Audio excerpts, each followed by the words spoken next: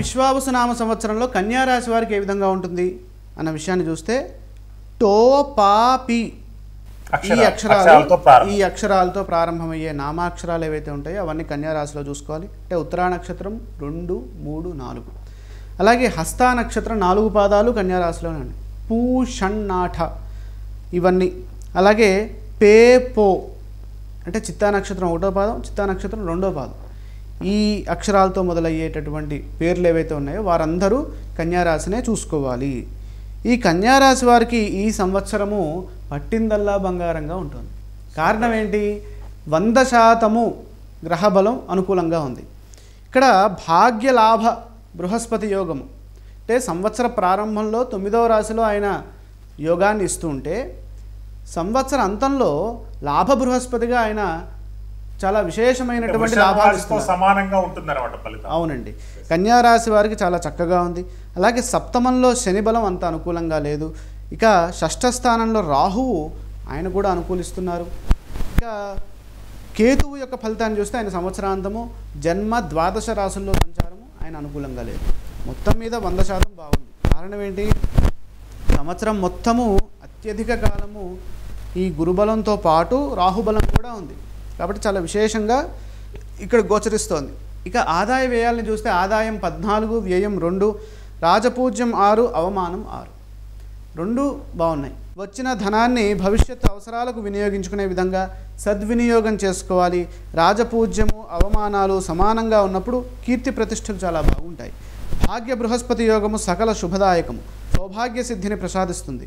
స్వల్ప ప్రయత్నంతో విజయాలను సాధిస్తారు. మంచి ఫలితాలు సాధించడానికి అవకాశాలు కలిసి వస్తాయి. అవసరాలను దృష్టిలో పెట్టుకుని విజ్ఞానపరంగా అభివృద్ధిని సాధిస్తూ విజయాలు సాధించడానికి ఇది సరైనటువంటి సమయము. మే 14 నుండి అక్టోబర్ వరకు ఉద్యోగపరంగా శ్రద్ధను పెంచాలి. సకాలంలో బాధ్యతలను పూర్తి చేయాలి. ఏకాదశంలో గురువు అభీష్ట సిద్ధిని ప్రసాదిస్తారు. సంతానపరంగా కలిసి వస్తుంది. సమాజంలో తగిన గౌరవం లభిస్తుంది. శని సప్తమ స్థానంలో ఉన్నప్పుడు కలత్రపీడ మరియు ప్రయాణాల్లో ఆపదలు కలుగుతాయి. కాబట్టి ఇంట్లో ధర్మపత్ని సహకారం లేకుండా ఏ పని జరగదు. కాబట్టి ఆవిడ చెప్పిన విధంగా ఆవిడ గౌరవిస్తూ ముందుకు సాగినట్లయితే వీరికి చాలా బంగారంగా ఈ కాలం అంతా ముందుకు సాగుతుంది. అలాగే రాహువు సప్తమంలో ఇబ్బందులు కలిగించినప్పటికీ ఉత్తరార్ధంలో ఆయన 6వ రాశిలోకి ప్రవేశిస్తారు. షష్ఠ స్థానంలో శుభ ఫలితాలు ఇస్తున్నారు. కేతువు ఈ సంవత్సరం అంతా అనుకూలంగా లేరు కాబట్టి కేతు ధ్యానం చేసుకోవడం ఉత్తమ ఫలితాన్ని ఇస్తుంది. ఇక విద్య, వృత్తి, ఉద్యోగ, వ్యాపార విషయాలు చూస్తే విశ్వావసునామ సంవత్సరంలో కన్యా రాశి వారికి విద్యలో బాగా రాణిస్తారు. విద్యార్థులకు చాలా శుభప్రదమైనటువంటి కాలం. సరస్వతి కటాక్ష సిద్ధి ఈ కన్యా రాశి వారికి, కన్యా రాశిలో ఉన్నటువంటి విద్యార్థులందరికీ ఉంటుంది. సాంకేతిక కోర్సుల్లో ఉన్నత శిఖరాలను అధిరోహిస్తారు. వృత్తిలో అభివృద్ధిని సాధిస్తారు. వృత్తిలో మార్పులు కూడా ఉంటాయి, అంటే ప్రమోషన్స్ రూపంలో. అదేవిధంగా ఉద్యోగంలో గుర్తింపు పొందుతారు. వ్యాపారంలో వ్యాపార విస్తరణకు అనుకూలమైన సమయంగా దీన్ని చెప్పవచ్చు. ఆర్థిక పరంగా అమితమైనటువంటి ఆదాయము, ఖర్చులు అదుపులో ఉంటాయి. అదృష్టపరంగా చూసినట్లయితే ఈ సంవత్సరము గురువు అనుగ్రహం వల్ల సంపూర్ణ దైవ బలంతో పాటు అదృష్టం 100% ఉంది.